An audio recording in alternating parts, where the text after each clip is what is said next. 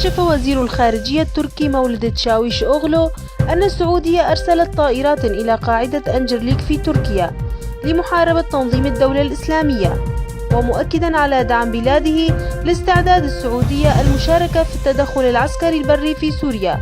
ويذكر أن قاعدة أنجرليك هي القاعدة الرئيسية لعمليات قوات التحالف التي تقودها واشنطن ضد تنظيم الدولة الإسلامية داخل الأراضي السورية انطلاقا من هذه القاعدة.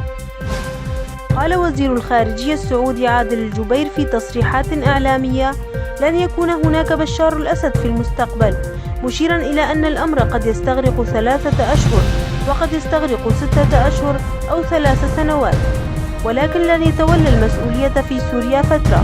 وانتقد الوزير السعودي مشاركة روسيا في الحرب الدائرة منذ 5 سنوات، قائلا أن تصميم الشعب السوري على إسقاط النظام ثابت رغم الغارات الجوية الروسية العنيفة والاضطهاد داخل سوريا.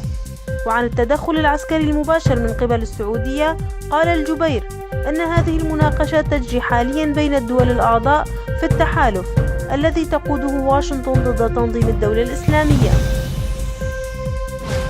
أعلن رئيس الوزراء التركي أحمد داوود أوغلو أن بلاده ستتحرك عسكريا عند الضرورة ضد مقاتلي حزب الاتحاد الديمقراطي في سوريا، والتي تعتبرها أنقرة جماعة إرهابية. وأضاف أوغلو: نستطيع إذا لازم الأمر أن نتخذ الإجراءات نفسها في سوريا التي قمنا بها في العراق وقنديل.